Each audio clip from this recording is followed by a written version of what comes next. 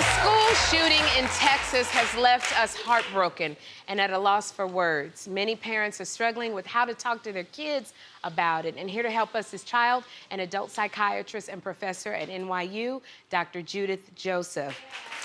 Dr. Joseph, I am so glad you're here because this was really hard for me talking to my son about this. But I just want to know, how do we as parents cope with this tragedy that seems to be happening over and over? And Sherry, as a parent of a 5-year-old and a child psychiatrist, this is close to my heart. It's so important to talk about this. So, you know, I think that it's important as parents to really recognize the fact that children mirror our stress. Okay. So if we're freaking out, they're gonna freak out. And so remind yourself, what are the chances that this is gonna happen to you? You know, school shootings do happen, but the chances of it happening are so small. And so when you can utilize that knowledge, it helps to ground you so you don't catastrophize and you don't freak out, and you can actually do something about it. And remember, schools have plans. They have active shooter plans, disaster plans. So it's a good opportunity to reach out to the school, get a copy of that plan, review it with your child so you feel like you're doing something about it. Okay. Now, so I've done that for myself. How do I go and talk to my kids? How do the parents talk to their children about what happened? As parents, we assume kids don't know already, or we assume that they know things that they may actually not even be thinking. So don't assume. Okay. It's an opportunity to open up the path of communication. So you ask older kids open-ended questions. Don't ask yes or no questions, because all you're gonna get is a yes or a no, or a maybe. Ask open-ended questions. I'm feeling angry and fearful as a parent. How are you feeling? What are your thoughts on that? Those are examples of nice open-ended questions. They really create a path for dialogue. Okay. For younger kids, now they may not have the words. So what I do in my office is I'll show younger kids pictures of faces with emotions, and I'll say, this is angry, this is fearful. Sometimes I feel angry. I wonder what makes you afraid. So you can do these things with your kids. Don't assume, keep the path of communication open and ask open-ended questions. Okay. I don't know, like with Jeffrey, I tried to keep the TVs off, and I don't know if I was doing bad by that, but it was so much coming at us at one time. Do we limit the access that our kids have to this kind of information? That's a good point, Sherry. We are parents, so we have to protect our kids. So you have every right as a parent to really limit your kids' exposure to things that are potentially harmful.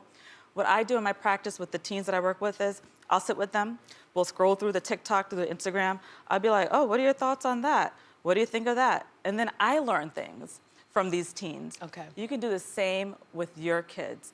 And sometimes little kids run into the room, they'll be like, Mommy, what's that on TV? And we wanna fix it, we wanna be the Band-Aid. Oh, run out, you know, don't watch that. It's a lost opportunity if you don't sit and ask your kid, I wonder how that makes you feel. I wonder how you're feeling right now. You can check in with them, keep your finger on the pulse, and you can really connect with them in those moments. So then, you know, now they have to go back to school after hearing about all of this. They do. And I know a lot of children are very anxious because they don't feel protected. Then how do we send them back to school and reassure them? Yeah, you know, in my practice, we call it pass the P's. Okay. P-E-A-S. So P is a plan. When kids and adults have a plan, they feel safe. We all need structure to feel really safe and secure. Okay. So again, you can review those safety plans, those active shooter plans with your kids, and also maintain the routine. Have a plan for allowing them to feel safe in their own world. So when things like this happen to good people, we feel like we have no control. Keep the routines the same for that child. Okay. The E is emotions. We want to sugarcoat it. You know, oh, things will be okay, you'll be fine. Don't sugarcoat the emotions. Express emotions. Make your home a place where you can validate their feelings and they feel heard. The A is action. The families in my practice, they get involved in community outreach and community organizations. So if it's one that addresses violence, the whole family can get involved. They can donate their time. Okay. And the S is signs. You know, we always say that these things happen overnight. It's not true. There's always signs that a kid is struggling. So if you want to check in with your child to see if they're struggling, look at their functioning. Are their grades slipping? Are they no longer social?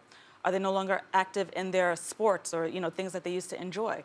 These are signs that there's a problem on the undersurface and we can do something about it. Okay, that's the signs that we should be looking for if our kids are depressed. Okay. I thank you for coming here because I think it's just so much that the parents are going through and trying to hold it together ourselves and, you know, hold it together for our children. So thank you, Dr. Judith, for coming here and talking to us. Thank you for having me. For more info on Dr. Judith and her practice, go to wendyshow.com.